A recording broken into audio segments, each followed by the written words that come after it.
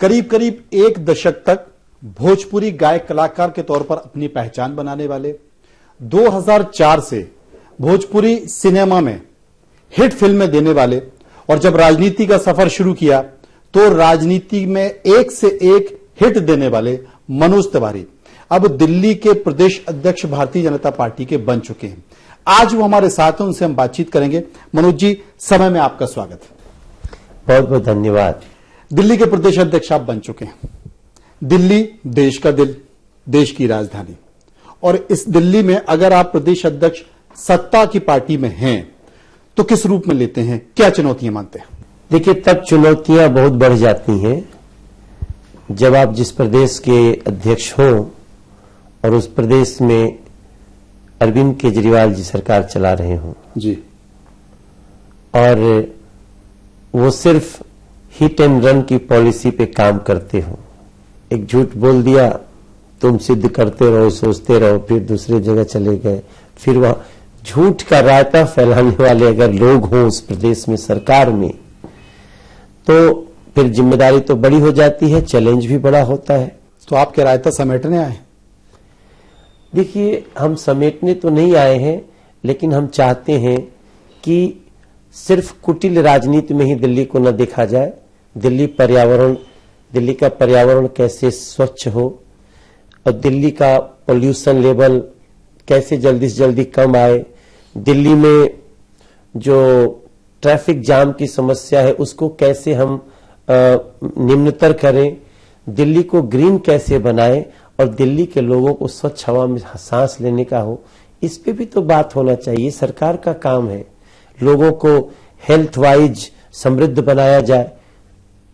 देश की राजधानी दिल्ली, और डेंगू से, चिकनगुनिया से सबसे दिल्ली में लोग मरते हो, तो ऐसे में तो उन सारी चीजों को दुरुस्त करना मेरा सपना है, और सपने कुछ और भी हैं जो हम समय समय पर बताते रहेंगे। लेकिन दिल्ली के लोग आजकल ये कहने लगे हैं कि हम डेंगू से, चिकनगुनिया से या गंदगी से नहीं मर रहे हैं, हम यहाँ के नेताओं से मर रहे हैं, क्योंकि नेताओं के बीच जो द्वंद्वता है वो हमें परेशान कर रही है।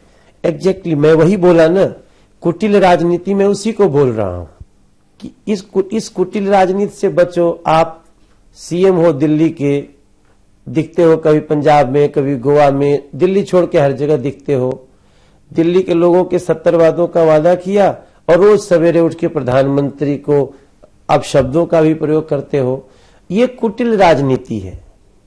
कार्य कब होगा, कार्यनीति कब बनेगी? मैं कार्यनीति लेके आया हूं। नहीं तो क्या आप मानते हैं कि जिस तरह से अरविंद केजरीवाल एक के बाद एक आरोप लगाते हैं, चूंकि आपके बारे में कहा जाता है आप बहुत सहज हैं, आप बहुत सरल हैं, और सामने वाली पार्टी से एक तेज तर्रार, एक से एक उग्र, कैसे सामना हो पाएगा? तो सहजता, सरलता और कुटिलता एक तरफ, प्रपंच एक तरफ, तो कुटिलता और प्रपंच का एक मैच है। सहजता और सरलता से, हाँ मैं मानता हूं, मैं सहज हूं, सरल हूं, मुझे टेढ़ा मैं सोच ही नहीं सकता, लेकिन मुझे पूरा विश्वास है कि दिल्ली के लोगों से सरल और सहज कोई नहीं हो सकता। बाबा खड़क सिंह का घोड़ा अंगुलीमाल ने छीन लिया ना, तो बाबा खड़क सिंह ने कहा कि रुको, घोड़ा लेके जा रहे हो कोई बात नहीं, बताना मत कि तुम विकलांग बन के, दिव्यांग बन के तुमने ये घोड़ा छीना है, वरना लोगों का इस पर से विश्वास उठ जाएगा। दिल्ली में जो छल प्रपंच से जो कुछ हुआ है, मैं समझता हूं कि दिल्ली की सहजता, सरलता को पहचाने और दिल्ली के लिए सहज भाव से कार्य करे, दिल्ली बहुत प्यार देगी। अरविंद केजरीवाल कहते हैं कि जब तक दिल्ली को पूर्ण राज्य का दर्जा नहीं मिलेगा, दिल्ली में कुछ नहीं हो सकता, दिल्ली ऐसे ही परेशान रहेगी। आप क्या मानते हैं? तो ये पूर्ण राज्य का दर्जा तो भारतीय जनता पार्टी का उद्देश्य है, उसने अपने मैनिफेस्टो में भी दिया है। तो पूर्ण राज्य के दर्जा पे बाधक तो वही बन गए। वो आके कहते हैं गणतंत्र दिवस नहीं होगा, हम गणतंत्र दिवस का परेड रोक देंगे। अरे, दिल्ली का सीएम देश के गणतंत्रता दिवस को रोकने की अगर ठान ले, तो फिर तो उसे पूर्ण राज्य देने के पहले एक बार देखना पड़ेगा ना, कि समीक्षा होनी चाहिए इसकी कि कैसे दिया जाए। मतलब पूर्ण राज्य दिया जाएगा, लेकिन बीजेपी की सरकार होगी तभी उसके बारे में विचार किया जाएगा।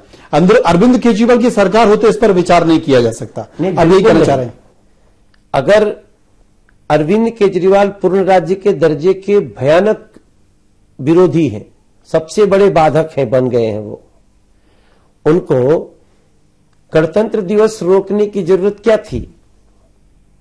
ये तो आपको पता है ना कि जब 49 डेज की सरकार बनी थी तो गणतंत्र दिवस ही रोकने के लिए धरने पे बैठ गए। तो भाई ये तो इतना बड़ा थ्रेट है कि भारतीय जनता पार्टी जो सोच रही है कि हम दिल्ली को पूर्ण राज्य का दर्जा दें, उसमें सबसे पहले बाधा तो वही अरविंद केजरीवाल बन गए। अब देखिए कितना बड़ा संवैधानिक संकट आ गया। सोचिए कि अगर भारतीय जनता पार्टी की सरकार दिल्ली में हो और यूपीए की सरकार केंद्र में हो, या हाइपोथेटिकल अपन सोच रहे हैं कि अरविंद केजरीवाल की सरकार केंद्र में हो, तो वो कहेंगे कि हम बीजेपी की सरकार को पूर्ण राज्य का दर्जा नहीं देंगे। तो ये संवैधानिक संकट नहीं है, ये कब तक पिसता रहेगा? मेरा ये मानना है कि इसके लिए मनोज तिवारी अभी सबसे उपयुक्त व्यक्ति नहीं है कि हम इस पे कोई डिसीजन दें। हमने पीछे भी एक इंटरव्यू में कहा कि इस पे समीक्षा होनी चाहिए और इसके हर प्रावधानों पे विचार होना चाहिए, किन किन प्रावधानों के साथ हो। ये एक सभी देश के बड़ी बड़ी संस्थाओं को आपस में बैठना चाहिए। क्योंकि जिस तालमेल की बात कर रहे हैं, शीला दीक्षित जब मुख्यमंत्री थी तो उस समय शीला दीक्षित भी केंद्र की, यानी कि उस समय की यूपीए सरकार से बोलती थी कि भाई दिल्ली को पूर्ण राज्य का दर्जा दीजिए। नहीं मिल पाया। आप जिन बातों का जिक्र कर रहे हैं उन्हीं बातों को ध्यान में रखते हुए नहीं मिल पाया। तो क्या आपको लगता है कि भविष्य में अगर आपकी सरकार भी आ जाएगी तो ये हो पाएगा, या सिर्फ एक झूठी बात है कि जो हर राजनीतिक पार्टी अपने घोषणा पत्र में जिक्र करती है, कांग्रेस भी करते हैं, अरविंद केजरीवाल भी करते हैं और आप भी करते हैं? नहीं, भारतीय जनता पार्टी जब भी कोई मैनिफेस्टो में लिखती है तो उस पर बहुत गंभीरता से विचार करती है। लेकिन अगर कोई ऐसा व्यक्ति आ जाए जो कहे मैं अनार्किस्ट हूं, तो जब अनार्किस्ट व्यक्ति अगर सीएम के पद पे बैठ जाए और वहीं भारत की राजधानी हो, तो उसमें फिर प्रावधानों पे तो समीक्षा होनी चाहिए। हमारा सिर्फ इतना कहना है कि इसकी समीक्षा हो कि दिल्ली को पूर्ण राज्य का दर्जा कैसे हो, उनमें किन प्रावधानों को इस और अरविंद केजरीवाल के होते हुए तो बिल्कुल ये समीक्षा भी नहीं होगी। नहीं, उनको करना चाहिए। नहीं, आप नहीं करेंगे? नहीं, क्यों नहीं करेंगे? उनके होते हुए भी समीक्षा होनी चाहिए। और हम तो कह ही रहे हैं अरविंद केजरीवाल, समीक्षा तो इसी बात की होनी चाहिए कि भाई पटना बिहार की राजधानी है, लखनऊ उत्तर प्रदेश की राजधानी है, कोलकाता पश्चिम बंगाल की राजधानी है, भारत की राजधानी कहां साहब है?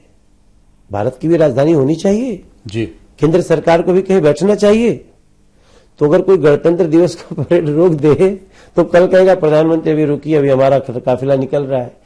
इस तरह का अगर कोई व्यक्ति कहे कि हम अनार्किस्ट हैं, तो ऐसे में उसके क्या प्रावधान होने चाहिए, इस पे समीक्षा होनी चाहिए, क्या वर्तमान परिस्थिति में होना चाहिए। हम इसकी समीक्षा की बात कर रहे हैं, हमारे तो मैनिफेस्टो में लिखा हुआ है। चलिए, ये बात अलग है कि राजनीतिक पार्टियां मैनिफेस्टो में इस बात का जिक्र करती हैं, लेकिन लगता नहीं है, यथार्थ की स्थिति में देखा जाए संभव नहीं है, क्योंकि देश की राजधानी दिल्ली है, बहुत सारी चीजें यहां पर होती हैं। आप पूर्वांचल के नेता के तौर पर जाने जाते हैं और वहां का चेहरा भी है। दिल्ली में आप सांसद रहे। चूंकि दिल्ली एक बड़ा राज्य है और यहां विविधताएं बहुत सारी हैं, आप मानते हैं कि दिल्ली के तमाम नेता आपको उस तौर पर स्वीकार पाएंगे? किस तरीके से सामंजस्य बिठा पाएंगे? मुझे तो जब से मैं सांसद बना हूं नॉर्थ ईस्ट दिल्ली का, तो नॉर्थ ईस्ट दिल्ली में काफी संख्या में हमारे मुस्लिम भाई बहन रहते हैं। वहां के जो लोग हैं वो हमारे गुजर समाज के लोग, जाट समाज के लोग, वैश्य समाज के लोग, यहाँ के जो और भी अन्य कोली समाज के लोग, यहाँ के जो ट्रेडिशनल ब्राह्मण समाज के लोग हैं, जो एससी समाज के लोग हैं, इतने लोग हैं। सब लोगों ने मुझे क्या प्यार दिया, एकदम ऐसे कलेजे से लगा लिया। मनोज तिवारी को सबसे ज्यादा इसी बात पे भरोसा है कि मैं अपने व्यवहार से, विचार से ऐसा कार्य करूंगा कि हर कोई हमें अपना सकता है, और अपनाया है। तो अब ये कोई बात करेगा ना कि मनोज तिवारी ये पूर्वांचली है, ये फला, ठीक है भाई, मेरा जन्म हुआ है पूर्वांचल में, तो पूर्वांचल के लोग खुश हो सकते हैं, लेकिन मेरा नारा सिर्फ एक है, सबका साथ सबका विकास, जो हमें मंत्र दिया है नरेंद्र मोदी जी ने, उसके साथ मैंने जोड़ दिया है दिल्ली का उल्लास। सबका साथ सबका विकास, दिल्ली का उल्लास, हमें है विश्वास। आपकी सरकार आएगी तो मुख्यमंत्री कौन होना चाहिए? दिल्ली का हो या बाहरी हो? ये बाहरी और दिल्ली का क्यों बांटते हैं दिल्ली को? देखो, अंग्रेज लोग कहते थे बांटो और शासन करो, उसमें पाकिस्तान और हमारे देश के टुकड़े टुकड़े कर दिए उसने। तो ये divide and rule. Manoj Tiwari भी हो सकते हैं? नहीं, मनोज तिवारी से बहुत अच्छे अच्छे लोग, बहुत अनुभवी लोग यहां पे हैं।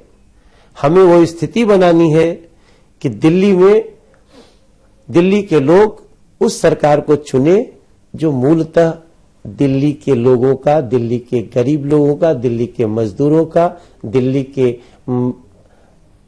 शोषित पीड़ित दलित समाज का उत्थान कैसे हो, उसको हम मेन स्ट्रीम में कैसे लाएं, उसको उस पर विचार अच्छा, करें। कितनी चिंता अब आपको करनी पड़ेगी, क्योंकि अब आप नेता हैं, दिल्ली के नेता हैं, दिल्ली के प्रमुख हैं, संगठन के प्रमुख हैं, और भारतीय जनता जैसी पार्टी में तो संगठन बड़ा महत्व का विषय होता है।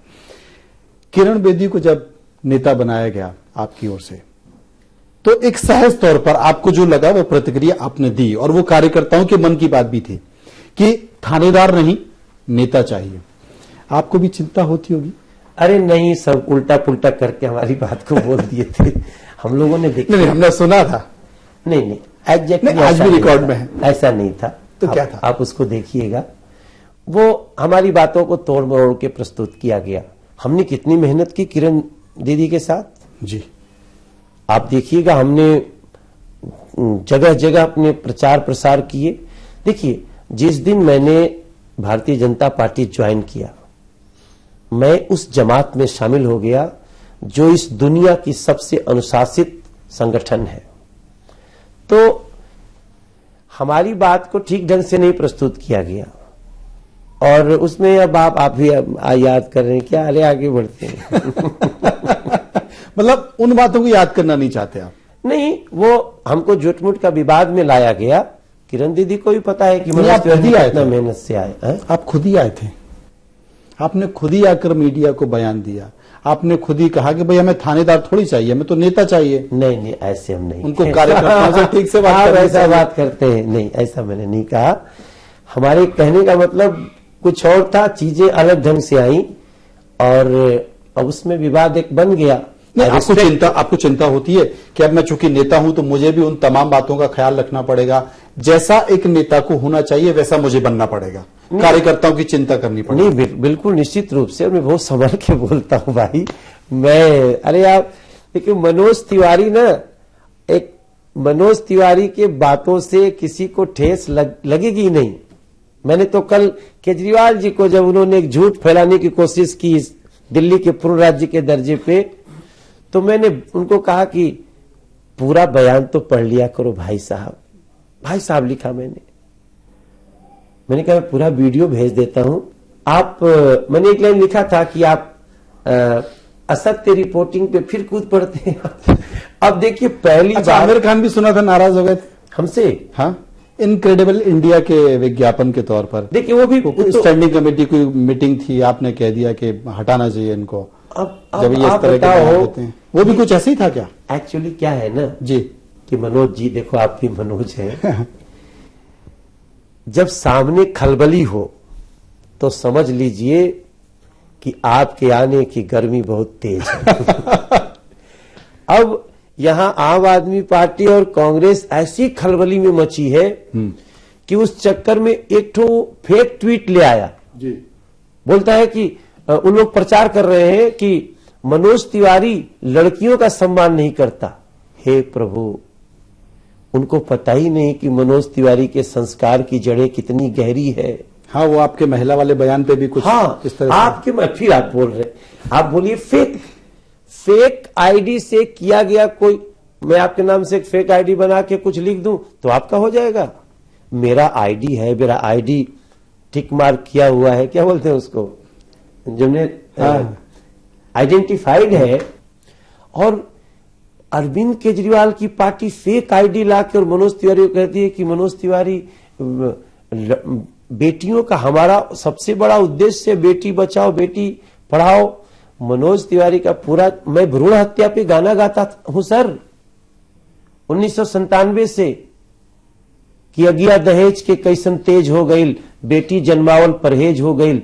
अरविंद केजरीवाल जैसे लोग सोच ही नहीं सकते कि मनोज तिवारी के संस्कार की जड़ें कितनी गहरी हैं। रुकेंगे एक छोटे से ब्रेक के लिए, वापस आएंगे तो कई और ज्वलंत मुद्दों पर मनोज भाई से चर्चा करेंगे और समझने की कोशिश करेंगे कि दिल्ली को वो अपनी किस नजरिए से देखते हैं। छोटे से ब्रेक के बाद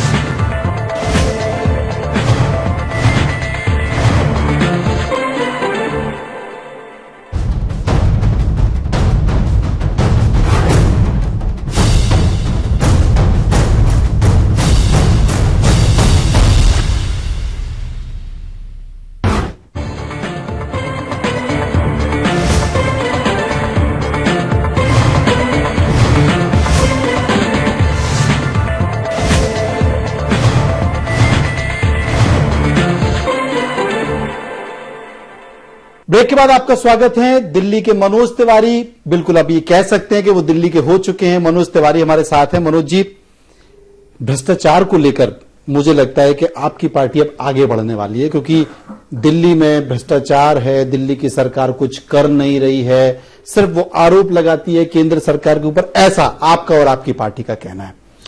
एक तो आप देखिए सब संभाल के बोला करिए, एडिट कर दीजिएगा, नहीं तो इसे कहेंगे दिल्ली का मनोज तिवारी तो अरविंद केजरीवाल जी बोलेंगे इसका ऐड काटो, इसको नहीं देना है। ये मनोज तिवारी को बारी कहेंगे। नहीं, हम उसकी चिंता नहीं करते, हम उसकी चिंता ही नहीं करते। अगर उनको जो काटना है वो काटो। लेकिन मेरा ये कहने का मतलब है मनोज जी कि भ्रष्टाचार पर अगर बात होगी, चूंकि एमसीडी में भी आपकी सरकारें हैं, आपका वहां पर प्रभुत्व है, भ्रष्टाचार एमसीडी में है, अच्छे तरीके से है, मुझे लगता है आप स्वीकार करेंगे। क्या आपके लिए चिंता की बात है? उसके लिए क्या करने वाले हैं, क्योंकि आने वाले समय में चुनाव। देखिए, हमारे लिए निश्चित रूप से चिंता की बात है, क्योंकि जैसे आप सुनते हैं हमने भी सुना है जी। और दिल्ली के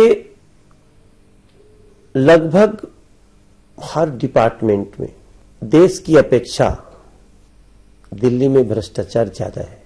अरविंद केजरीवाल जी जब आए थे इंडिया अगेंस्ट करप्शन कहते हुए जी, अन्ना हजारे ने कॉल किया था, मैं भी उस मंच पे गया था जी, क्योंकि मेरा मूल मानस करप्शन के खिलाफ खड़ा है। अरविंद केजरीवाल जी आ गए, 2 साल पूरा करने जा रहे हैं। आपने अरविंद केजरीवाल जी, आपने भ्रष्टाचार को दूर करने का कौन सा उपाय किया? अब कांग्रेस से तो पूछेंगे नहीं, क्योंकि कांग्रेस के समय में ही भ्रष्टाचार एकदम से भयानक राक्षस हो गया है जी। तो अरविंद केजरीवाल ने 2 साल में कौन सा काम किया जिससे भ्रष्टाचार दूर हो? नरेंद्र मोदी ने जब उस पर चोट पहुंचाई तो भ्रष्टाचार के साथ खड़ा हो गए।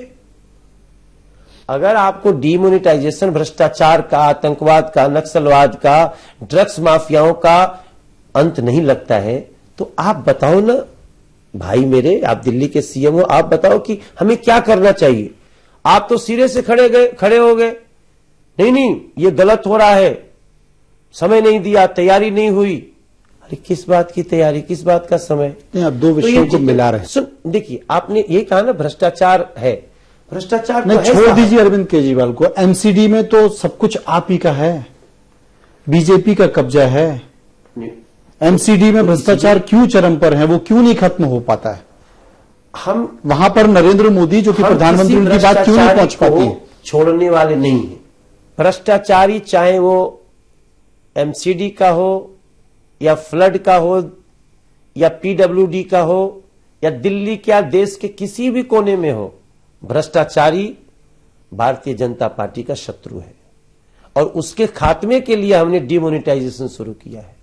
उसके खात्मे के लिए हम कैशलेस इंडिया की कल्पना करके गली गली जा रहे हैं, लोगों को एजुकेट कर रहे हैं। नरेंद्र मोदी ने वही तो काम शुरू किया, हम तो उसी मुहिम को लेकर के दिल्ली प्रदेश का अध्यक्ष बने हैं। तो हम भ्रष्टाचार को जड़ से मिटा के रहेंगे मनोज भाई। और हम अरविंद केजरीवाल जी को बताएंगे कि भ्रष्टाचार कैसे खत्म हो। तो आप, जैसे आपने नोटबंदी की, क्या हम माने कि जिन नेताओं पर भ्रष्टाचार के आरोप लगे हैं, जिन नेताओं के भ्रष्टाचार के सबूत हैं, अब उन नेताओं की भी बंदी शुरू हो गई, डब्बा बंद? उन्हें टिकट नहीं मिलेगा, पार्टी में कोई पद नहीं मिलेगा? जिन नेताओं पे भ्रष्टाचार का आरोप सिद्ध हो गया वो भारतीय जनता पार्टी से टिकट का हकदार नहीं हो। ये बड़ी बात कर रहे हैं, क्योंकि आरोप सिद्ध होने में सालों लग जाते हैं। कांग्रेस के ऊपर 12 लाख करोड़ के आरोप आपने लगा दिए हैं, 12 आदमी भी अब तक अंदर नहीं गए। करीब 2.5 साल के समय आपकी सरकार को हो गया। ये कह दूं कि आरोप लगते ही नहीं टिकट मिलेगा तो फिर आप मुझे कल टांगेंगे? नहीं, तो जिस पे आरोप लगता है वो तारीख पर तारीख, तारीख पर तारीख, तारीख पर तारीख, तारीख पर तारीख, छोटी अदालत, फिर उसके ऊपर की अदालत, उसके बड़ी अदालत, आप जानते हैं।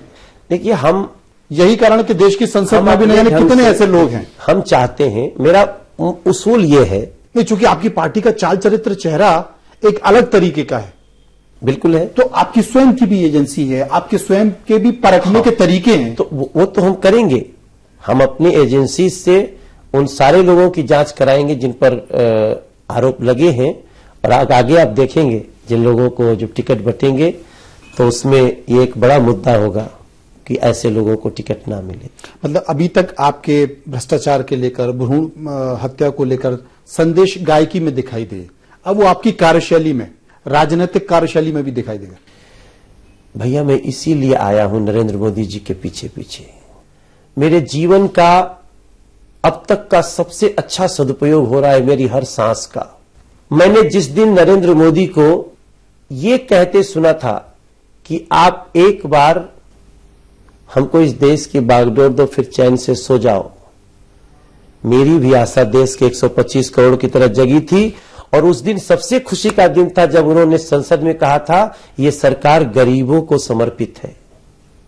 क्योंकि मुझे पता नहीं क्यों, मुझे बहुत विश्वास है उनकी बातों पर। लेकिन अभी सो नहीं रहे लोग, बहुत ही सुबह तड़के लाइन में लग रहे हैं। 30 दिसंबर तक, नहीं, 50 दिन, 2 हफ्ते की बात, फिर 50 दिन की बात, अब 30 दिसंबर तक कहा। देखिए ना, आप 8 तारीख की घटना है, 30 दिसंबर आप कहेंगे?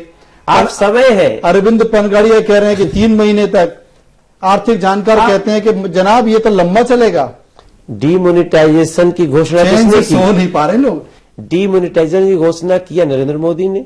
नरेंद्र मोदी ने कहा 50 दिन दे दो मेरे देश के भाइयों बहनों, दे दिए। इस देश को 50 दिन दे दो, 30 दिसंबर के बाद का भारत आपकी खुशियों का भारत होगा। अच्छा, ये 4-5 लाख करोड़ की बात कर रही थी कि देश में 4 से 5 लाख करोड़ काला धन है।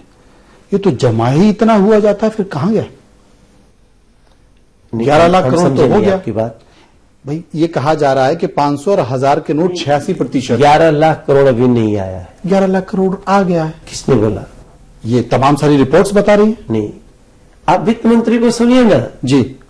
ये 11 लाख करोड़ अभी जो लोग ना, जिनको कोई मुद्दा नहीं मिल रहा है, वो कहेंगे ऐसी बातें करेंगे। मनोज भाई, जो रियल आंकड़ा है अभी तक वो 9 लाख करोड़ के आसपास का है। और हमारा ये जो विश्वास था कि 4-4.5 लाख करोड़ रुपया ये ब्लैक मनी में है और वो देश के खजाने में प्राप्त होगा, और हम उस रास्ते पे हैं, हमें सफलता मिलेगी, ऐसा मेरा विश्वास है।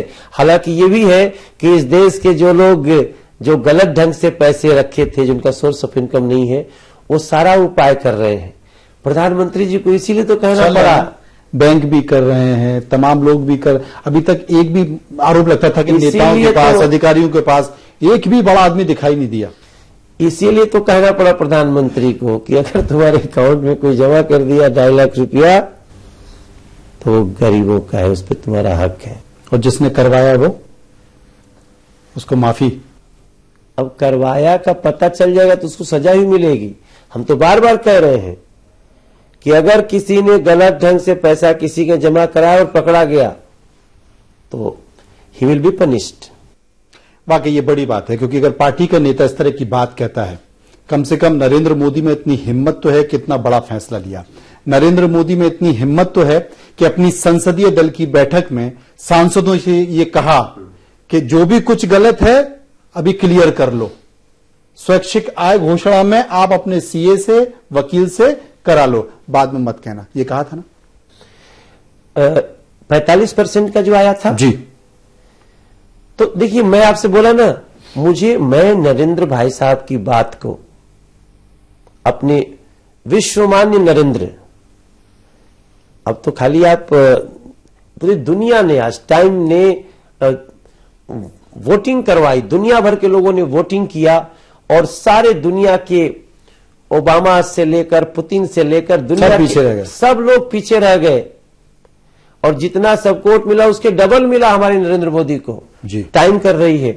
तो उस व्यक्ति की हर बात पे ना, मेरा शुरू से, मैं जिस समय अपना काम ताम छोड़ा ना, मैं ठीक ठाक व्यवसाय मेरा चल रहा था, आज भी मैं गाना गाता हूं, फिल्मों में, तो फिल्म तो मैंने अब बहुत कम कर दिया, लेकिन गाना है, देशभक्ति गीत गाना है मुझे। अच्छा, अभी अब आपको इतना समय मिल पाएगा, आप गाएंगे, फिल्मों में काम करेंगे, या फिलहाल चैप्टर क्लोज?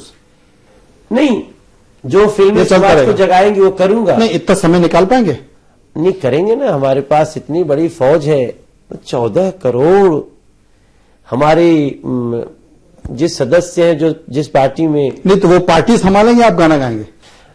उनको हम इतने ढंग से तैयार कर लेंगे कि कभी कभी हमें इतना टाइम वो दे देंगे गाना कि हम देश के लिए कोई कार्य, अच्छा विजन देने वाली, लोगों को डीमोनेटाइजेशन के लिए प्रेरित करने वाली और कैशलेस इंडिया के आगे बढ़ाने वाली, ऐसा फिल्म कर सकता हूं ना। मतलब एक मन है कि एक फिल्म की जाए? नहीं, फिल्म क्या है, संदेश पे आधारित हो। संदेश तो देना पड़ेगा ना समाज को। इस फिल्म की पटकथा में कहीं ना कहीं नरेंद्र मोदी की झलक दिखाई दे। नरेंद्र मोदी की झलक में मत बांधिए देश को, हम इस देश की सुखद तस्वीर ही नरेंद्र मोदी की कल्पना है, और उसके लिए हम ऐसा मन है फिल्म बनाने का आपका? हाँ, बनाएंगे, समय मिलेगा तो बनाएंगे। और हीरो का रोल खुद करेंगे। क्या बात है। देखिए, पूरे देश के करोड़ों लोगों ने मुझे उस रूप में एक्सेप्ट किया, वही मुझे यहां तक पहुंचाया है। तो अगर उसके मार्फत कुछ बातें हम समाज में पहुंचा सकते हैं, तो मैं अपने शीर्ष नेतृत्व से पूछ के समय लेके करूंगा जरूर। अच्छा, आपकी दिल्ली की एक टीम है, संगठन की एक टीम है, अभी आपको जिम्मेदारी मिली है, होता है कि पुराने नेता गए, पुरानी टीम होती है, क्या संगठन में बदलाव होगा या फिलहाल अभी उन्हीं चेहरों से आप काम चलाएंगे? देखिए, परिवर्तन तो संसार का नियम है ना। हमारे सतीश उपाध्याय जी इतने समय तक चलाए, उन्होंने भी बहुत अच्छे से दिल्ली प्रदेश को चलाया। बदलाव परिस्थितियां होती हैं अपनी अपनी, हार जीत में, तो जैसे परिवर्तन होता है तो हो सकता है उसमें कुछ परिवर्तन देखने को मिलेगा। नरेंद्र मोदी को और अमित शाह को यह कैसे पता चला कि मनोज तिवारी के पीछे दिल्ली में पार्टी का भविष्य छुपा हुआ है? अरे आप ऐसा, ये कैसे हुआ? मैं जो 2.5 साल में काम किया हूं अपने नॉर्थ ईस्ट दिल्ली में, मैंने अपने आदर्श गांव में 80% सफलता पाई, जबकि आदर्श गांव के बारे में लोगों ने बहुत निगेटिव स्टोरी भी बनाई। मैंने किया, हम जैसे ही आए, हमारे दिल्ली का सिग्नेचर ब्रिज रुका हुआ था, मैंने उस काम को शुरू करा दिया। उसमें जितनी प्रॉब्लम्स थी, राष्ट्रपति शासन के दौरान मैंने उसको इतना बढ़ाया कि वो कार्य, वो लगभग 1150 करोड़ की लागत का कार्य है, और वो जमुना पार को ऐसे जोड़ेगा, लोग घूमने जाएंगे जमुना पार। मैंने जहां जहां यू टर्न नहीं होते थे, मैंने यू टर्न बनाया, ट्रैफिक पे काम कर रहा हूं। मैंने सड़कों को चौड़ा करने का अभियान शुरू किया। हमारे क्षेत्र में सेंट्रल स्कूल नहीं है, मैं सेंट्रल स्कूल ला दिया। हम अपने यहां नवोदय विद्यालय ला दिए। तो आखिर जिन लोगों ने आपसे ज्यादा किया है वो बेचारे बैठे हुए हैं, बोले भाई हमसे कौन सी गलती हुई, मनोज तिवारी क्यों? नहीं, इसके ज्यादा हमसे किया। आपका नाम काफी समय से चल रहा है, आखिर इसके पीछे की कहानी क्या थी? कोई समीकरण?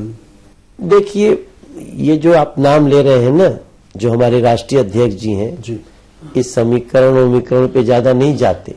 अच्छा, ये जाते हैं जो भी उनके कार्यकर्ता, उनको लगता है कि इसको थोड़ा लोड दिया जा सकता है, लोड लाद देते हैं।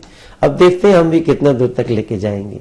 चलिए, आपने हमसे बात की, आपका बहुत बहुत शुक्रिया और शुभकामनाएं कि भविष्य में आप दिल्ली में पार्टी को बेहतर स्वरूप दें।